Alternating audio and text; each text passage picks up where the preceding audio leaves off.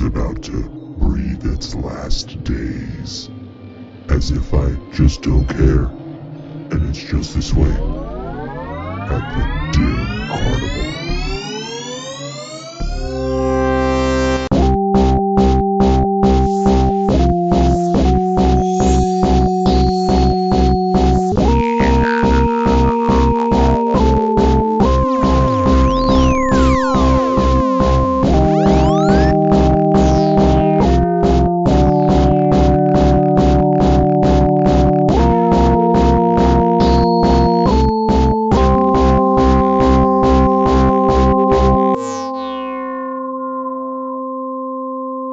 What's up, everybody? Welcome back to the Dim Carnival. I'm Bill. Steve.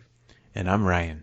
And we are talking about the final portion of Mutant Volume 2 by Twiztid, which came out in 2005. We're talking about the final 5 tracks, which are The Truth Will Set You Free. Which are Respirator, Triple Threat, Starve Your Fear, Manikin, and Note to Self. And all of these tracks are produced by Fritz the Cat, except for Triple Threat, which is produced by Lavelle. And I, for one, despite the fearsome and awful revelations of last week, I am very glad to be done with this album after this week, because to me it really feels like these last 5 tracks were like, shit, what else we got? Throw these on there. Not a lot to dig into, I feel, in these final 5 tracks. I'm nervous, you guys. I don't have a lot to say. Not a lot of highlights. Not a lot of highlights is what I'm saying. But I got a little bit of opinions. I said 2.5. Okay. There's like 2 songs I'm like, hey, these are good songs. There's 2 songs I'm just like, ah. And there's 1 song where I hate the music, but I actually like the lyrics. Nice. So if everybody wants to guess, I'm excited to find out which is which. We'll give you a moment to write down your guesses, which tracks are which for Steve here, and then we can all take score at the end. All right, rest in peace, Alex. Yeah, all right. I know. Let's go ahead and take a listen to Respirator. If you haven't taken a listen, do that now.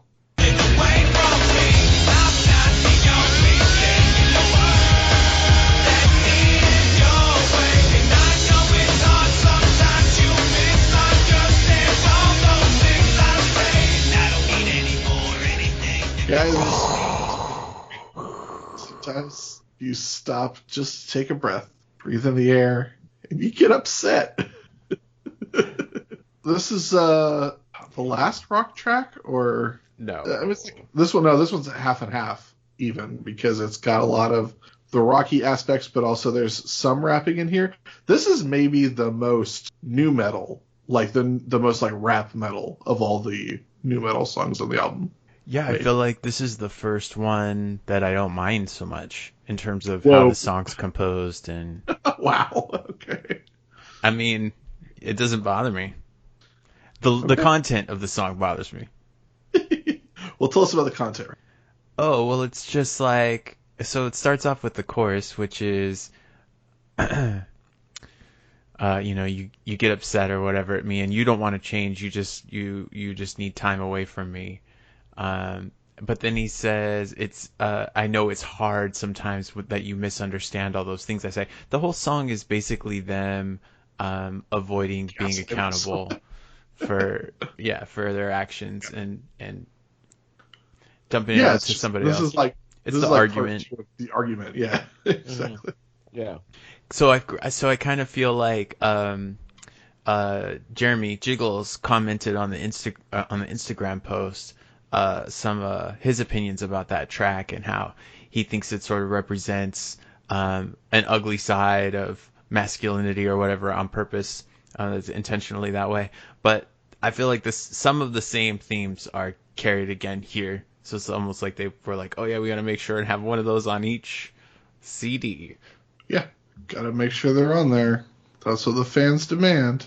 Yeah, I mean, I completely agree with you. That was going to be like the first biggest thing I say. Like, I really like the structure and I like this song. I like the way it sounds. I like the way the rap, and then there's like two little parts where there's verses where it sounds just with rap music, and then there's like on the some of the other verses there's guitar a little bit, and then it goes into the chorus, and it's very like rap rock, you know, and I know it's like not a real drummer, if I'm not mistaken, right? When we're talking about this is like a drum machine and everything. I don't think that there are real drummers on here. Yeah.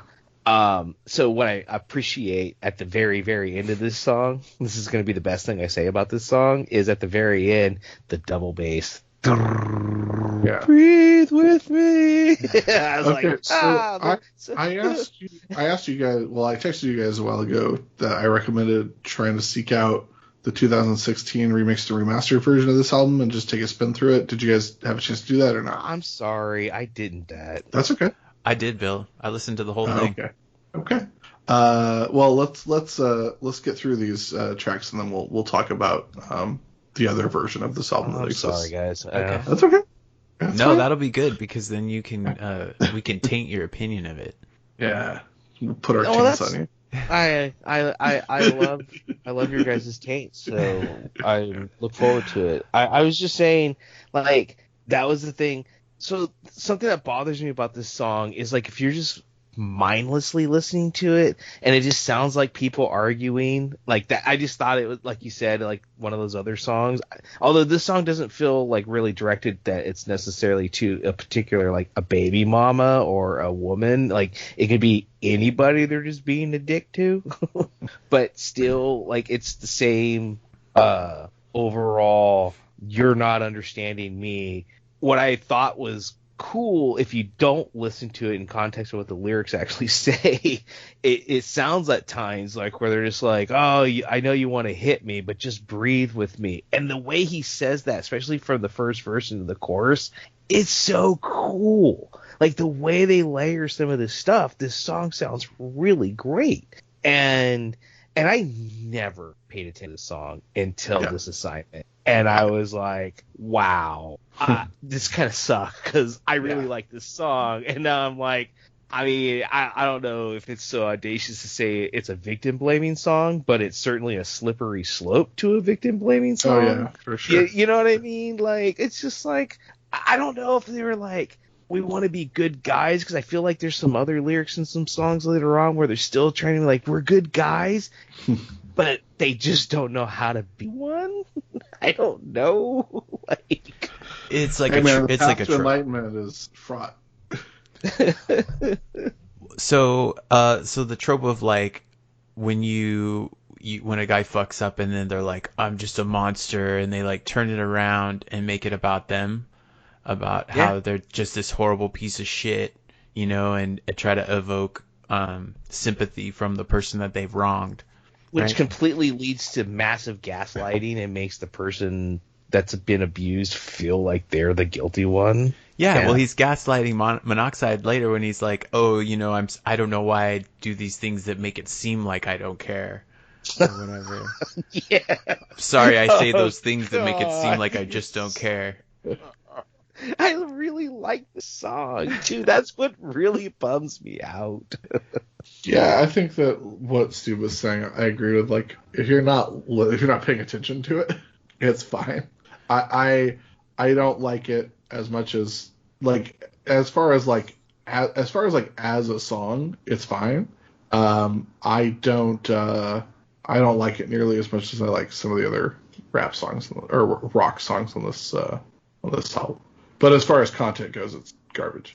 One thing I will say is that as I usually do, I listen to these tracks. I watched or listened to them on YouTube, and what I noticed is on almost every single track, there's like an official album playlist or whatever on YouTube generated, and on almost every single track, there are multiple comments of people saying, "Oh, here's another track that saved my life." You know, I like listen to this over and over again, or this album really, you know, helped me get through a dark time in my life, whatever.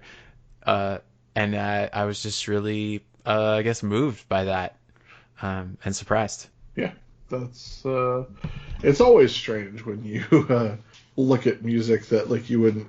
I mean, like pretty much all music that like escapes a circle of like 100 people or something, like all like widely distributed music like will mean something to someone, you know, on some level. For sure.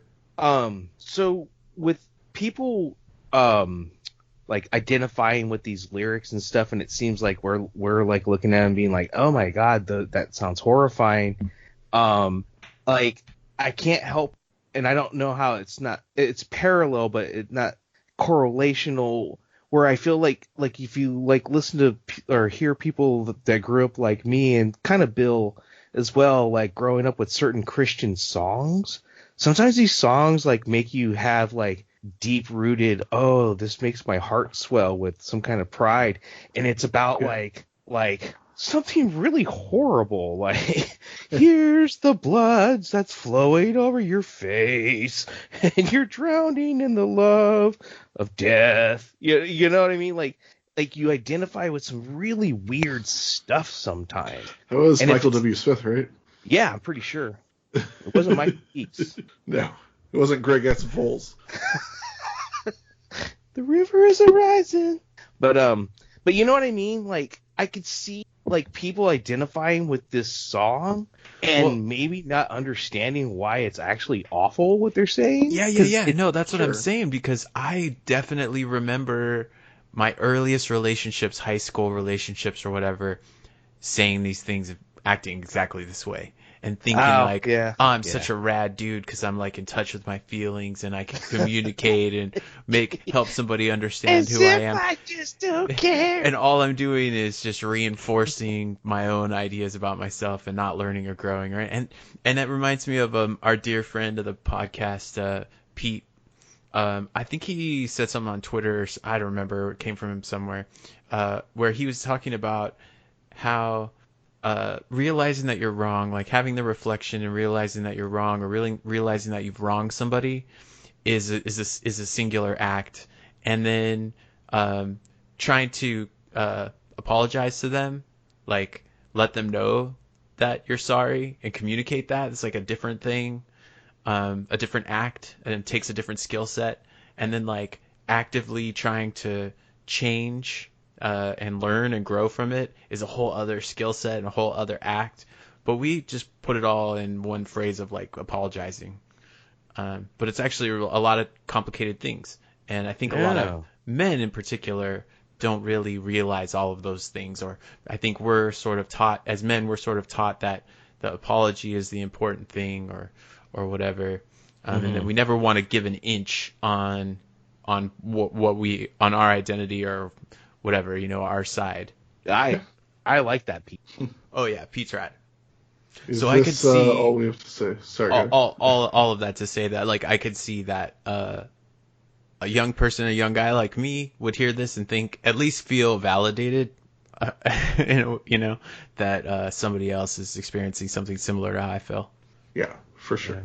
Yeah, I think also like just double bass. All right. Should we move on? Let's do it. All right. The next track is Triple Threat. And if you haven't listened to Triple Threat, take a listen right now. Your girlfriend act, it's and I'm juicing line with a game she a dome about to free your mind. Before pimpin' was on, so we was on the grind between fame and power, so thin line.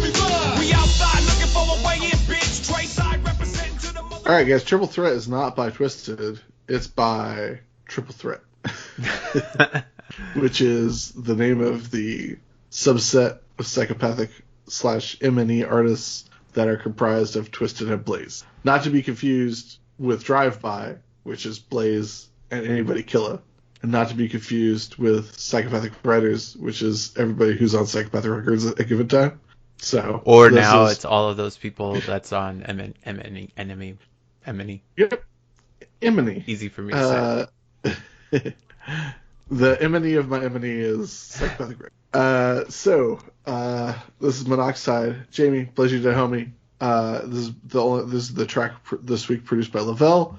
And when I saw Triple Threat, my mind cannot see the words triple threat without thinking of the noted ECW stable, the Triple Threat, and luckily there's a reference to it in the song. Yep. And the most shocking part of it to me is that the name drop of Shane Douglas is from Blaze and not from the other two people on this track. Yeah. I would not have pegged Blaze as a wrestling fan. Yeah. Yeah, he says a wrestler that I'm not familiar with. Get ready for some wrestle talk, brother. So Shane Douglas, the franchise Shane Douglas, is noted for being he's a very important part of wrestling history, but not like because of his wrestling. He broke Shaggy's face. That was Mike Awesome. Oh, that was Mike Isom. That's my bad. Yeah. My bad. Damn it. So no, it's all good. He was a good wrestler, but he was a great talker.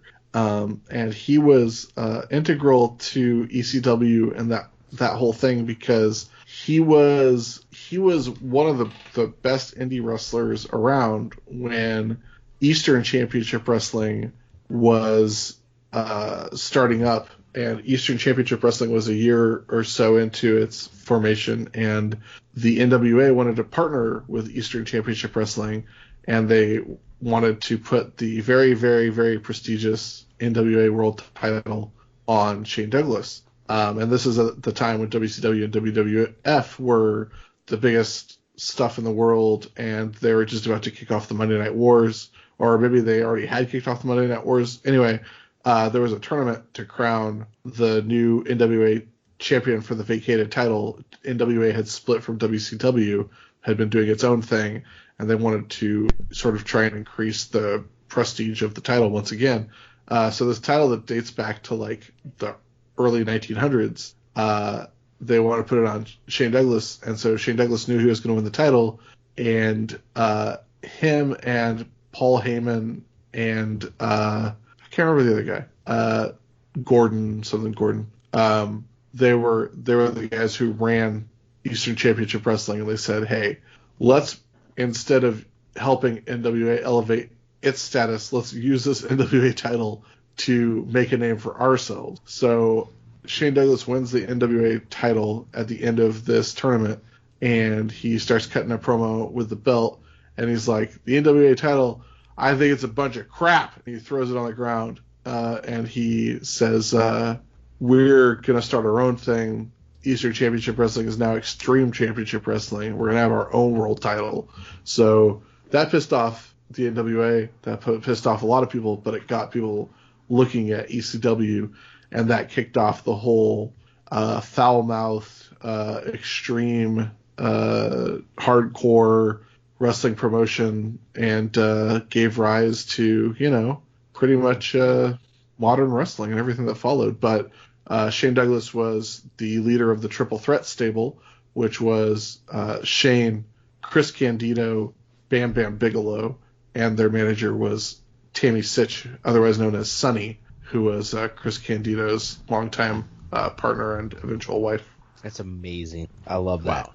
Thank you for sharing that. So that's Shane Douglas. He was the franchise, and he another funny thing about Shane Douglas. We return to the squared circle for more action. At that point, Shane Douglas had already been in WWF as Dean Douglas, and they were like, "Oh, yeah, you're a good wrestler. We're gonna give you the gimmick of an evil teacher, Dean Douglas. And you're gonna give people lessons on the chalkboard." And Dean Douglas actually was the Intercontinental Champion for one day, and then they decided that they didn't want him to be Intercontinental Champion. So he left WWF. He was disgruntled by the situation, but after ECW had been around, after the Triple Threat was a thing, when WCW and WWE were poaching all the talent from everything, and then ECW folded, before ECW folded, Shane Douglas went to WCW, and when everyone was getting fed up with WCW, Shane Douglas was part of the group that wanted to jump ship, and it was the group of Chris Benoit, Dean Malenko, Perry Saturn, Eddie Guerrero, and Shane Douglas were the five that were just floundering on the mid card. They wanted to get away, so they had actually formed a stable in WCW called, I believe, the Revolution. And they were sick of it. And of course, famously, the night of Chris Benoit winning the WCW title from Sid, he actually walked out of the company that night. He won the title, and then he went backstage and he was like, "It's not good enough. I gotta go. I'm not happy here. I'm quitting." So he quit. The WCW let all 5 of those guys go, and those 5 guys called WWF, and they're like, "Hey, we're free. We don't even have a non-compete. Do you guys want to sign us?" And they're like, "We want to sign 4 of you." And so then Shane Douglas had to go back to WCW and be like, "I'm back in." And the rest. All right, let's talk about the next track, guys. No. Well, Sorry. so I feel like I think this song's fine. Sometimes you guys hear about a triple threat. Yeah. But I don't think I really hear as much about double threats. Or even like quadruple threats. I don't know if I've ever heard of a quadruple threat. No, I've definitely heard double threat is definitely a thing. They use it for like writer directors or like actor directors or whatever. Double threat. Yeah. Well, you usually don't say it to someone directly. Toby Hooper and the guy who did E.T. Steven Spielberg.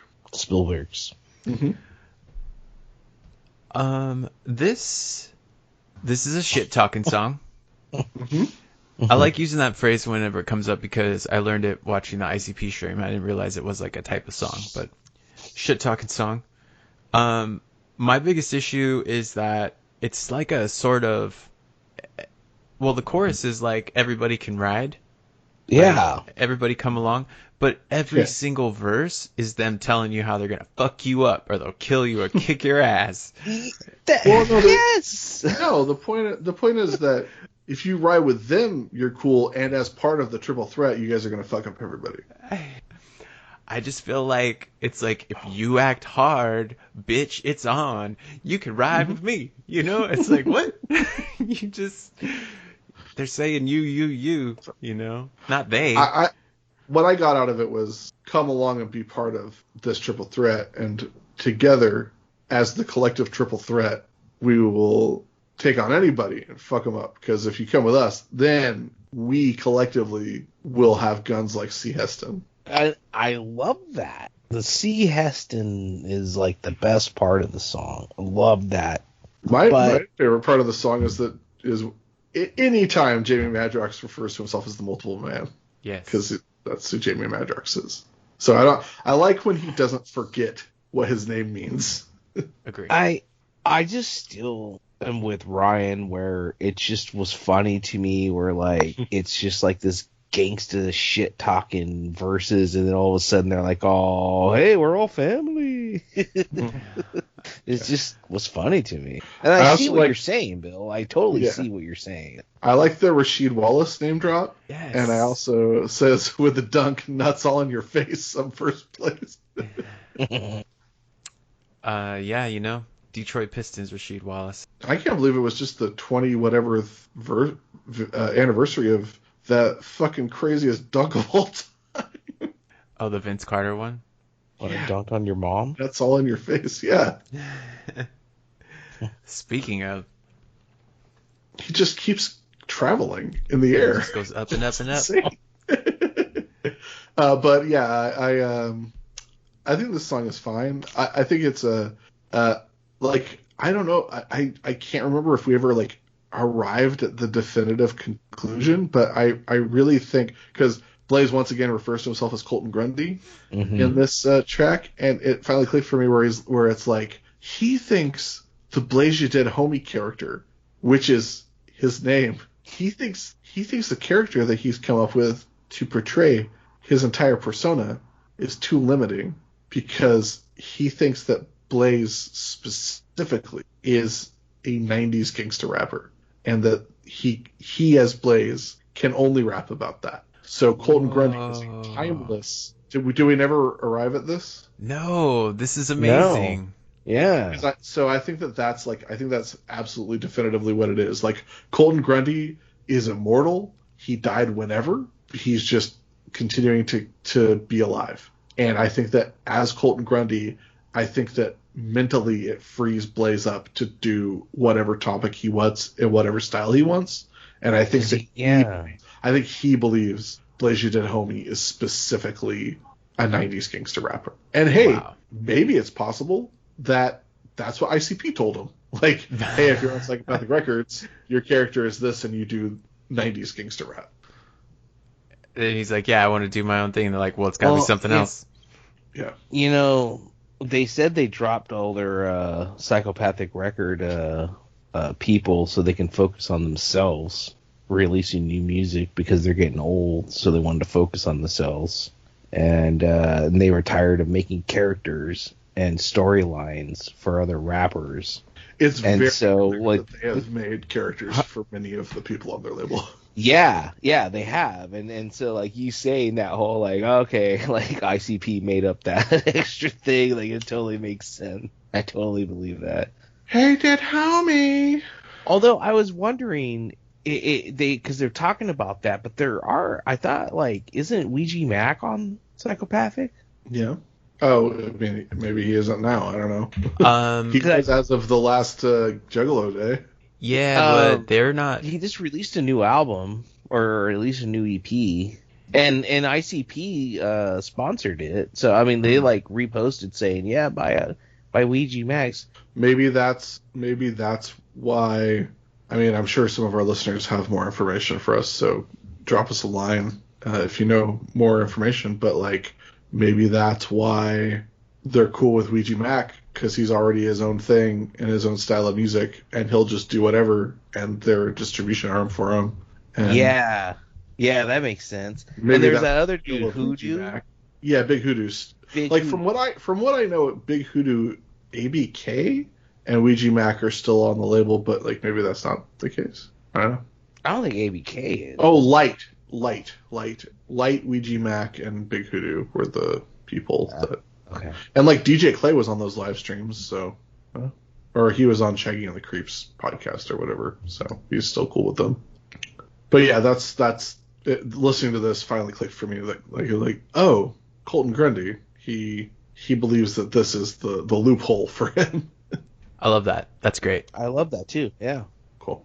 But yeah, I think this song is like totally okay, and I appreciate the Shane Douglas name drop. Because if you're gonna call a track triple threat, you gotta pony down, and also multiple man. But that's it's a fun rap song too. Yeah, it's a rap song.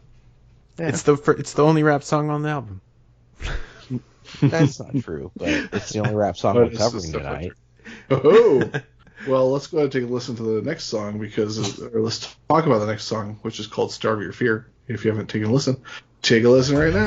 You're wondering how well we can get with soaking to the point that we're outspoken. Now I think I got your mind open. Here we come in. Stop your fear, beat your life goodbye. Let you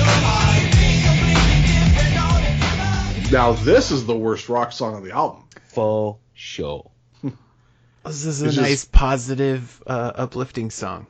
This is the song I like the lyrics and I hate the music. Yeah, that makes sense. Uplifted, uprooting. Yeah, like this song. So like all the stuff I liked about Familiar and like Who Am I, like they do none of that in this song, because it's like I'm pretty sure that I can't remember. I honestly like I'm totally blanking on like what the music of this versus the music of the last track on the album sounds like, but like in my memory, like I think it's this song, like they're singing really bad, they're not hitting any of the key, they're not hitting any of the, stop ya, stop do boop beep boop boop boop beep beep doop. Give me that life for the yeah, it's like it. But I like the then words. You'll decide which one you like better. Yeah, that's it. 2.5 song. This is the half song. This is a song about how Starve your fears. Wait, you guys haven't seen the New Mutants? I just watched the New Mutants. I'm late to the party. And you've watched it, we haven't. You're late to the party. I feel that's what I'm saying. Yeah. Well, like by the time this episode airs, it'll be like a month from now. But, So, Bill, you're the most comics person, but I guess Steve, I shouldn't be surprised if you're familiar with the story from the New Mutants as well. I have The comic book story. I have the comics from the 80s. Yes. New Mutants. With New the Mutants. the bear Yeah.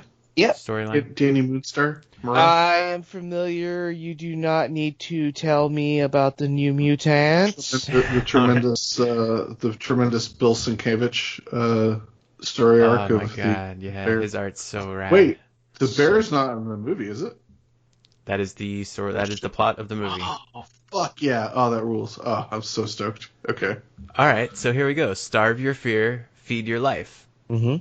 nice. You'll find that you might be completely different altogether, and then you can decide which one you like better. There you go. I just want to say that is a really dumb way of saying a lot of the lyrics we wrote in Serpents of Dawn. No offense to anybody. I'm just saying. The New Mutant Volume 2. Right. Yeah, you can be whatever you want, guys. You can be whatever you want.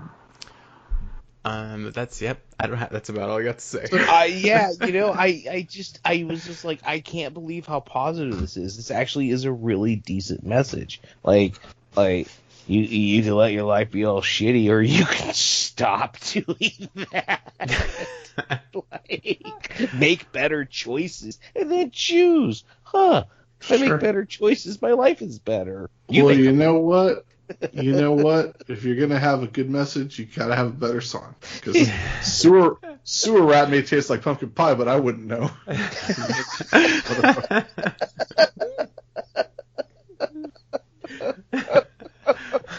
Shall we move on? Yeah, I think we should. Let's listen to the penultimate track on the album, which is Manikin. Not spelled how you think. And if you haven't taken a listen, go ahead and take a listen right now. She never sleeps. I don't even think I've seen her off her feet. Tonight's the night I'ma get her. I can't even take it anymore. When I see her, I start to shiver. Lip quiver with the butterfly stomach. Lead the truck going. I'ma just grab her and start running. I love a mannequin. Well, this track features Violent J, and it's Manikin. I spent a minute phonetically trying to sound it out until I realized, oh yeah, I remember Bill saying mannequin. Manikin? Mannequin. I was like, oh, okay. Why? Why is it spelled wrong? Why is it mannequin? Maybe it's another wrestling reference to Manic, the TNA masked wrestler portrayed by Chris Daniels and then Frankie Kazarian and then regrettably TJ Perkins. Yeah, I'm sure that's not what it is. It's definitely not what that is, because Manic didn't exist when this album came out. But I think it's just they don't know how to spell Mannequin, even though there's an extremely famous movie and a much less famous sequel called Mannequin. So, spelled so there's zero chance that Jamie Madrox doesn't know and love the movie Mannequin from 1987 starring Andrew McCarthy and Kim Cattrall. I feel this is a movie that's right up his alley. This is a Violent J decision. Oh, okay. I mean, Violent J, well, actually, yeah, so it's a lot more Violent J now that you mention it. So, okay. I got some things. So this song starts with an intro of like a horror movie of the week where it's like, oh, come inside, we'll tell you the spooky tale of the mannequin. And then it's not spooky at all. It's just gross and weird. It's a man sexually assaulting a it's plastic three men. doll. So it's about three distinct individuals who are all obsessed with different mannequins In love. and steal them. And Is a wax sculpture a mannequin? No. so within so three distinct men who steal a mannequin. However, I'm gonna mute myself from laughing. only one of the men. No, it's fine. Only one of the men Penetrates? within the song commits the sex act with her. Is that dendrophilia? Isn't that when you fuck a dentist? Doctor giggled. Yeah. The Doctor is insane. Or should I say the doctor is out of his mind?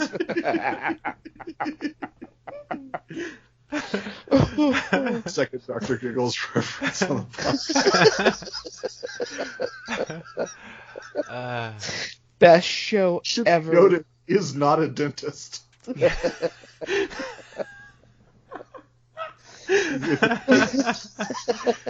Okay. Jamie Madrox's sitting in a cafe or something. Oh no, he's in a food court. Yeah, he's eating his value meal. Sees a pretty lady, winks at her. And he's She gives him a look that like he's a booger. Mm-hmm. And then he realizes, oh, I hate women, and paying for prostitutes is so expensive. What if I got a mannequin? Because then I could fuck it anytime I want. Oh, Steve, we're losing you again, homie.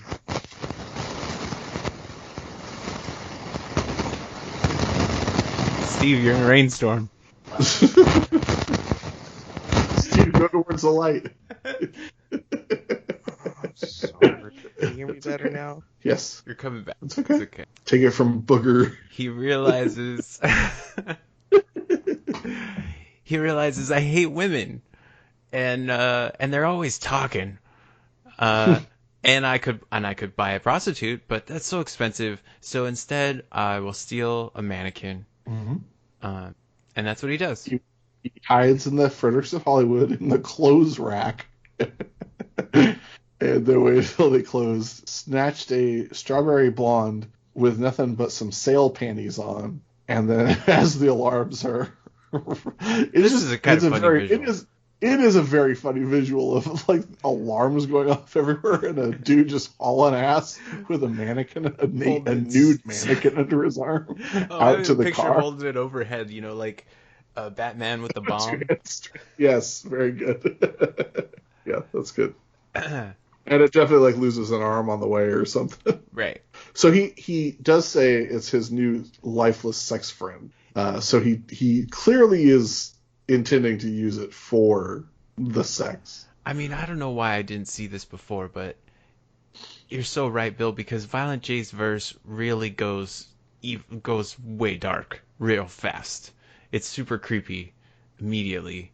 And he's also singing the hook, Violent J. So it seems like pretty obvious what he said, that this is like a Violent J track that he basically offered. Does it kind of seem that way? Oh, like I don't know if it's going to be his like addition. Yeah, or it's like they're all sitting around getting high as shit, and he's like, you know what I always thought would be dope, man? If you had a fucking song about fucking mannequin. The mannequin. I love a mannequin. Yep. Should I be panicking?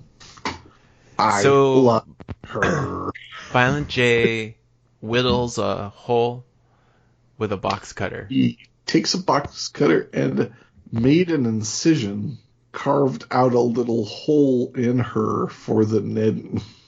It's awful. And then I hit it, set her toes on fire, and cried watching her slowly expire. So he hit it and then just burned it. Yeah. The only part of Violent J's verse that I like is hourglass titties. I don't know, it's just very funny to me. Hour titties. No, are they shaped like hourglasses because he's sore in the middle? Monoxide Child describes his mannequin as having a face like a doll, as opposed to a mannequin's face. Yes. Not a wrinkled. Never makes a sound. Oh, it's a dream lady. Women always be talking, am I right? But then he says, I bet she likes to talk when she gets fucked, but then she'd probably never shut the fuck up with my luck. So he's all over the place. Sure. To be karma, he takes a mannequin to have as a lover, and it's still going to talk his ear off because he's a piece of shit. Yes. There is also one part. So there's a part in Madrox's voice, which I think is a funny visual, and then there's a part at the end of Monoxide's verse, but I think it's funny when he's talking about like he's got butterflies in his stomach going to get this mannequin to steal. But it's a gross song that's not like just like average ass song as far as like this type of song goes for Psychopathic Records, but it's like just too creepy for me to like want to listen to, and it's like just not good enough. Like it's not even really that funny. It's not that interesting. It's not that funny, and I just don't understand like framing it as like a horror movie. Like I guess it's like it's creeping us out, but like it's not like worthy of like, ooh, come listen to the spooky tale. Manikin Man who likes. I was wondering if like that movie Maniac that came out in the 80s. Oh yeah. And so he had all those mannequins in his room that like his mind made them speak and like convinced him to murder women. So I was like, are they trying to make some kind of tie-in to that or anything? So in the first like 5 seconds of the first time I listened to this song, what my mind thought the song was going to be, like in the first 5 seconds of me listening to it for the first time, ended up being so much better a song than the song ended up being. Because like when this intro started and I'm like looking at the title Manikin and I'm like, the movie Manikin could, like, if you just adjust the perspective slightly and tweak certain things, could very much be a horror story. So like it would be really easy to make a horror movie with the exact same core premise of the movie Manikin. And I was like, oh, what if they just like talk about like a mannequin that comes to life and you think you're going to be in love with the mannequin, but then it just like turns out to be murderous and like haunts you. Like that's cool. And now I want to make a remake of Manikin that's just a straight up horror movie. But I was like, oh, that'd be really cool. And then like the song starts and I was like, oh, okay. They're going to do like the movie Manikin, but it's going to be like funny and like a sex thing and kind of gross. And then it ended up being neither of those things. But both of those things would have been better. Agree. Like especially if they had just gone straight like, my name's Andrew McCarthy. I want to be an artist, but all I do is make mannequins for a living. Oh shit, she's from Egypt times. Guess I'll have to bust some sexy rhymes. I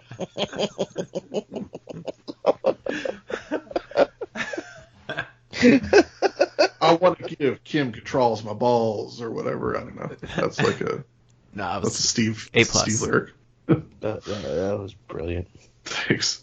But they said Fredericks of Hollywood, and I was like, oh, is this a Mannequin the movie reference? Hollywood, Meshack Taylor, what's up? R.I.P. But it was not. It was not. Right. How about those sunglasses? How about them, man? My dad tried so hard to find sunglasses like those. No, really? Oh my god, I could see your dad sporting those. Yeah, my dad liked the dumbest shit. Like the most yeah. His dad was always straight up sporting your panties just to show you I'm a freak. Mm-hmm. It's true. All right. Final thoughts, guys, before we move on to the next track. Let's get to it, man.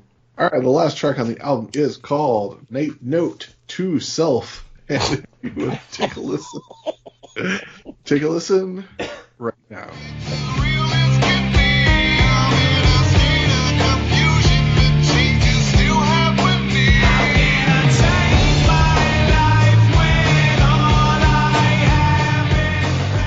Note to self, I don't want to live. I just inhaled a bunch of ash. Yeah. You don't have to buy your way to heaven. I didn't think he was going to be whiny on this album, but then they did. It was awesome. They just like, hey, we're going to do it. We're going to sing through our nose. And they did it. Man, they were so close. Okay, so I just feel like the rap songs, like the rock songs, just keep getting worse and worse. Like it's a real bell curve here. Like they start off like I don't know, and then it gets like amazing. Peaks clearly peaks with Who Am I, and then just right off a cliff. I can't believe the bell curve was a perfect analogy. I instantly saw it in my mind. Oh, Eugene. Like what a weird. like number one, what a weird album. Number two, what a weird way to put this album together. Like, honestly, I wish more albums would just be like, look, all the bullshit's in the back. You don't have to listen after track 9 or so. I admire that. Like, more albums should be more forthright about that. But also, like, get an editor, man. Like, this album does not need 50 songs on it. This album may not need 3 songs on it. Okay, how do you guys feel about the bearing with an artist as they grow, right? Do you guys feel like, I don't know if Prince didn't release music because he didn't think it was good enough or if he had some other reason, but he had a huge vault of music that he never released. And at least some of that had to be because he maybe thought it wasn't good enough. So and I'm sure that Twiztid, a lot of shit ends up on the floor, right? The cutting room floor. But I don't know if it does. I don't know if it does either. I but really when don't know if it does. Because after listening to these 2 albums, it's like they left nothing out. Dude, but what I'm that's saying not is fair. That's not even fair, though. I mean, you can't compare Prince to Twiztid, though. I'm like, not. That's, like, you know what I mean? Like, that's not fair to Twiztid. I was like, just, Prince would be like, I can't wipe my ass with lyrics. And Twiztid are like, this is like the 4th best-selling song we have. it was just the biggest example I could think of a vault of stored unheard music. And you blew it, buddy. Well, I'm so sorry. But here's the thing: is like Twiztid is getting pushed by their label, like their whole the entity that is producing them is working with them. So it's not like they're gonna make a bunch of stuff and go back to Violent J and Shaggy, and they're gonna be like, nah, we don't want to do that or whatever. They're like, nah, they're doing it all together, right? And so they're like, shit, everything we try, like we're gonna try to do all the stuff we want. And I think we're just we're kind of watching them do that. Yeah, I get what you're talking. Like I said, I ended up liking this album so much more than I thought I would. I honestly, there are more tracks on this album that I will revisit and that I like more than on Man's Myth, which I did not expect to happen. But you can very clearly see from Man's Myth to Mutant, how they're evolving, what they're trying to do. And you can see that that evolution that has happened from Most Tasteless to Freak Show. You can see the trajectory of where they've been and where they're at this specific point. Even if Mutant ends up being a one-off, which I don't know, maybe it is. Maybe they don't go this hard back into rock in the future. I think this is the most rock they get, but I have no idea. I don't think that's true. I think there's more stuff coming up. Okay. Especially with they have some compilation albums that they keep releasing in between albums, and I feel like those are kind of what are those stupid Forgotten Freshness, yeah. Cryptic Collections, yeah. So like I was saying a while ago, you can definitely see sonically and lyrically and production wise huge leaps they've made forward from Freak Show to Mutant. The awful People Are Strange cover on Freak Show. There are so many tracks on Freak Show where it's it has a very rock music track to the rap lyrics, but the rock music track is really poorly produced, and the guitars sound super fake, and it doesn't really there's a lot of tracks on Freak Show where I don't think the music matches the lyrics at all. And here in Mutant, it's at least consistent and it sounds great. Even if you don't like the music, even if you don't like the song, the production is great and you can see what they're going for. So I appreciate taking the journey with them. And I at long last, as we get to the end of this album, I understand why they released these as 2 separate albums and only a month apart. And I understand why they released Man's Myth first. If this was a double album, it would be so weird and dissonant and lopsided. Mutant has to stand on its own, or it doesn't make any sense. It still doesn't make sense that it's a volume 2, but I do think that at the end of the day, Mutant as a concept album makes a lot more sense as a concept album than Man's Myth does.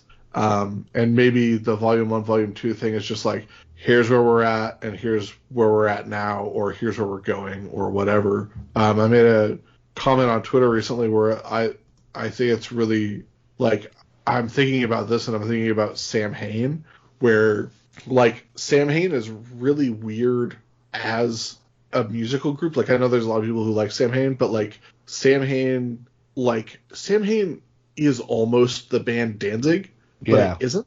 But it isn't. Yeah. And it's definitely not the band Misfit. But it's this weird thing that you almost never see in an artist's career, where you can absolutely see what Glenn Danzig is going, like where he's going, what he's trying to do, where he just came from. Like, it's this really weird sonic musical thing where it, like, exists, and you're like, okay, knowing the Misfits and knowing Danzig, I understand why Sam Hain exists. Yeah. And it's really interesting, like, anthropologically to look at, where you're like, oh, I can listen to this music and now understand how this one band came out of this other band, but the band itself that I'm listening to that links these two acts isn't really worthwhile. No, I love what you're saying about that, and I don't know if you would agree with me with this, but just as what I always felt was Sam Hain had the more grandiose metal feel of what Danzig wanted when he became Danzig, but he still had the musicianship talent of Misfit people. Yeah. So, like, Sam Hain has this, like, we're not Misfits music, but we're simplistic like Misfits, trying to make a more complicated. And I'm not even trying to say Mother is a complicated song, but it is compared to just about almost any Misfits song you listen to. Yeah, you know what I mean? And just absolutely. the tone and everything about production, everything about it. But yeah. Well, when you get to Danzig, the first two Danzig albums, you have Chuck Biscuits, who's like one of the best fucking drummers in these genres that has ever played. You've got Eerie Vaughn, who was with Sam Hain, and then you've got what's his name, John Christ, playing guitar. But like Eerie Vaughn was in Sam Hain, but I think Danzig was doing Sam Hain, and it was like all guys that he knew from the scene, like when he was in Misfits, like friends of his that he knew from Misfits, and he gets to Sam Hain and he's like, look, I'm trying to do this thing, and this isn't cutting it. I need to just do shit with professional musicians. And that's when, like, for better or for worse, Danzig became a thing where it was just Glenn hiring people to play his music. And, you know, like, better or worse, like I fucking love the first 4 Danzig albums. I think they're incredible. And then he, again, falls off a cliff really severely after the first 4 albums. But the quality of musician that's available to him after those 4 albums is, again, lessened. Or it's just the quality of the music that he's writing. Like, he used up all the good music he had. I don't know. But it's really interesting to look at Sam Hain as this, like, this exists as an artifact, as a exhibit, but it's not really a band. It's like, they might have a couple songs you like, but, like, you can't listen to, like, all of Sam Hain and, like, get a bunch of shit out of it. Like, you can listen to the Misfits and get a bunch of shit out of it. You can listen to Danzig and maybe get some shit out of it. But, like, Sam Hain is just sort of like, this exists because I was trying to get from one place to another place. And I think maybe that's what we're going to see Mutant end up becoming in I think that is a brilliant analogy, or connecting material of two different, you know what I mean, of analogies in that direction. That is really neat. Yeah. Especially hearing the latest music from Twiztid and what it turns into. Yeah, exactly. Yeah. Well, actually, we've mentioned it almost every episode the last few weeks. The interview that you initially brought up, Steve, with Twiztid, talking about this time. And one of the things is Jamie, I feel like, is pretty, I feel like he doesn't want to talk too much about this. He doesn't want to be too, definitive, I guess, in his thoughts about the record. He's a little evasive. And so to me, that read as him not feeling especially proud of this record, because what he says is it represents something that that it gets better from there. I think is actually the quote of what he says. And then the other thing that makes me feel like they're not too sure about how much they really like it is the fact that they remixed it, in 2016 or whenever that was. But they didn't do that with Man's Myth, as far as I know. Did it not? But the really interesting thing, I think, about the remix version, the 2016 version of this album, which is no longer Volume 2, it's just Mutant remixed and remastered, because they did not do this to Man's Myth. From my perspective, Ryan, you can tell me if I'm wrong, or if you had a different takeaway. From my perspective, the remixed and remastered version makes the rock tracks better and the rap tracks significantly worse. It makes the rock tracks, they're so much cleaner and crisper. It makes them, in almost every case, what you imagine they would have wanted it to sound like. I feel like I don't necessarily like the new versions of Familiar and Who Am I better. Like, I think I like the original version of Who Am I the best of everything on both albums. But Familiar, I like both versions, but I think I like the original version a lot better. But like Stardust is like way significantly worse a song. The rap tracks are unlistenable. Yeah, but everything. It's not remixed or remastered. Everything on the album has all new music. Yeah. Remixed or remastered is like misleading. It is a new album. They have put different effects on the vocals. They've chopped some vocals up. They've doubled some vocals or brought doubled vocals up in the mix on stuff. But like, it is a completely different album. And so, Steve, I really encourage you to listen to Get Off of Me, because if you like the double bass in Respirator, dude, they turn Get Off of Me into like a blast beat thrash metal song at certain points. Give you heart palpitations, man. Yeah, it's crazy. I want to hear some Twiztid noisecore. But I thought it was really interesting. So they, apart from Get Off of Me, like you were saying, Ryan, it makes the rock tracks better. It makes the rap tracks significantly worse. But I think what's interesting about the remix is that, to my ear, apart from Get Off of Me, it tries to make the rock tracks a little bit less rock and just sort of more Twiztid-like overall, which is interesting to me given like magic spells and everything that has happened in recent years. I just thought it was interesting that they would minimize the rock aspect of those tracks. I think that they felt, what I assume is that they felt like they got into a groove, that they sort of settled into a sound bed, and that's what they wanted to do with the Mutant record, is make it sound like what Twiztid has become. Yeah, that makes sense. But yeah, definitely worth a listen, especially the rock tracks. I think a lot of the music is good. I think even in the rap tracks, a lot of the music is good. It doesn't match the tone of the song, and that's what makes it just makes it feel disjointed to me.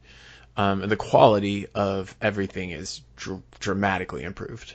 Yeah, it's crazy. It's like such a it's wild sounding album. And they're using a lot of the original vocals. I do appreciate, like, even Stardust, the new version, it's so much worse, but I do appreciate their willingness to take like a song that clearly a lot of people really like we all love Stardust, to take a track, and we don't even like Twiztid that much, and we all love Stardust, and it's pretty admirable to take an album that like people know that is 11 years old, and to take the track that like maybe most people might like. I don't know what the consensus take on Stardust is, but like, hey, let's take this song that has been around for 11 years that people like, let's do something completely different with it. Well, final thoughts, guys. Well, we didn't say anything about the last track. I don't think. Well, there's nothing to say. Steve talked about Singing Through the Noses, and that's accurate. So it's called Note to Self. Is this a track where they're self-reflecting, talking about pursuing fame at all costs, or losing yourself to pursuit of wealth? Look, I'll be upfront with you. I started listening to this track about 45 seconds in. I started laughing at how bad it was. Like, it made me laugh because it was so fucking awful, and I turned it off. I was like, I get it. I'm not going to listen to this track anymore. Well, I agree with you, Ryan. Like, the lyrics completely confused me, and I'm like, are they upset with themselves for being dicks, or like, I just didn't quite follow the lyrics, and it, like Bill said, it was so awful. I mean, I've listened to it multiple times all the way through, and I don't know, man. I can't figure out what they're trying to say. Like you said. Well, here's the thing, guys. The big question of the note to self is, how can I change my life? And the answer is, starve your fear. Feed your life. You can decide which one you like better. Take your own advice, guys. You just sang about it 2 songs before. Buck up. I know. You laid out You're the plan right. for us. We got the roadmap. You're so right. That was brilliant, dude. I think what you're trying to say is that God told me I got the line. I don't know what you're talking about. That's a corn reference. I'm just saying that some of these songs might have been improved with a little bit of Can't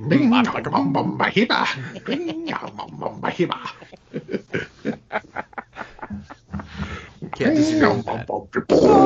All right.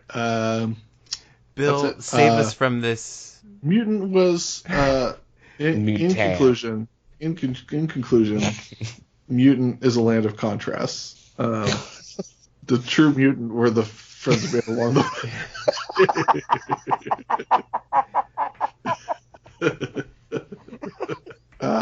If I could change, like you could I change. like this song. Everybody can change. Into a mutant. Yeah. Anybody want to be that? I liked this album much more than I expected to, especially upon first spin. Liked it better than Man's Myth. Honestly shocked at myself on how much I like some of the rock tracks on here. Stardust is great. I will listen to this. I will listen to portions of this album infinitely more than I listen to any portion of Man's Myth for the rest of my life. And I'm stunned about it. Final thoughts, gentlemen. I'm glad that we've done it. I've actually enjoyed spending so many weeks with a couple of Twiztid records, and looking forward to doing Twiztid records in the future. I like all the new stuff that I've caught on YouTube and stuff, the videos. So I'm glad that we're doing these, and I'm really glad that it's over. Ready for something else. And I'm glad to finally listen to these albums that mean so much to Steve. Yeah, I appreciated this, and this was kind of a bittersweet for me. I think we've listened to the vast majority of all the albums that I like from nearly beginning to end. There's going to be some more albums coming up that we'll cover that I really, really like 3 or 4 songs off an album. But we're done with me being like, dude, this album's badass. And I said that. I stand by me loving Man's Myth and Mutant X. Or I call it Mutant X. Mutant Volume 2. There are only a few songs ultimately off Mutant that I will not listen to. I think the album's great. I don't think it's nearly as good as Man's Myth, so Bill can go to hell with his... and I will. Yeah. So, but no, I've always been kind of nervous about how you guys would feel about these 2 particular albums, which I've talked about in the past, so I won't dwell on that. But I like that you guys have enjoyed it, and I am sad that they've passed, to be honest. But R.I.P. Into a new future, we're going to start treading. Not completely unknown territory for me yet, but everything we do from here on out is going to be more and more and more uncharted territory for me, and that's exciting. I can't wait. Because there's so much music that we're going to listen to and not be tainted by whatever prejudices we had in the past. Taint free. Right, everyone's chained to himself. Yeah, and I'm just getting excited. I mean, we still got to listen to... whatever that fucking roller coaster ride album's called and all that shit, but there's good stuff coming up. Well, Indeed. I guess speaking of coming up, All right. Speaking of coming up next week, well, if you're listening to this episode the day it comes out, got a little Christmas treat it's for Christmas you coming Eve. up. But you know what? We do not believe in letting you unwrap that package early. So you'll just have to check your pod feed and see what delightful gift Santa has left for you under the tree, or menorah, or whatever religion you ascribe to, or celebratory holiday. Well, Christmas morning will for be you. the morning you want to look for that, regardless of what your That's what I'm religion saying. or holiday. Yeah, Christmas morning. Yeah. but it's Christmas. Don't go back in time and listen to it on Hanukkah, or you can wait another year and listen to it on Hanukkah. That's cool. Because might be 8 days worth of content for you. No, it's not. It's like maybe an hour or so. That's what we do. But yeah, check out that present for yourself. But all right, everybody, next week is our 99th episode where we'll be having a special guest on. V-Ron will be returning to us as promised to discuss Man's Myth and Mutant volumes 1 and 2. But after that is our very special 100th episode. The next assignment that we will give you for homework is the Super Villains album, Furious. And it's good that we've spent so much time with Twiztid for these past, 6 weeks, because Twiztid's getting the fuck out of here, and we're not going to see them for a while. Thanks to everybody for listening. We hope you have a great holiday, whatever it may be that you are celebrating around these holiday times. We love that you listen to our show, and we always love to hear from you. So drop us a line at dimcarnival@gmail.com, or go ahead and leave us a iTunes review because it helps us out. And you can follow Dim Carnival on Instagram and Twitter, and check out the YouTube channel. Our Instagram feed is fucking rad, and it's great, and I love reading the comments, and it's a really fun way for everyone to engage with each other. So it's always a joy, and Ryan knocks it out of the park, especially with some Drake memes that he's made. So just really fantastic. Stop hiding under that bush, everybody. Thanks, Bill. I have a lot of fun doing it. It's spectacular what you've been doing there. You might have a career in social media at some point when you're 50. Yeah, thanks to everybody for listening. We will talk to you next week, and until then, I'm Bill. I'm Steve. And I'm Ryan. Don't steal mannequins, especially if you're going to use them for sex times. Don't do it.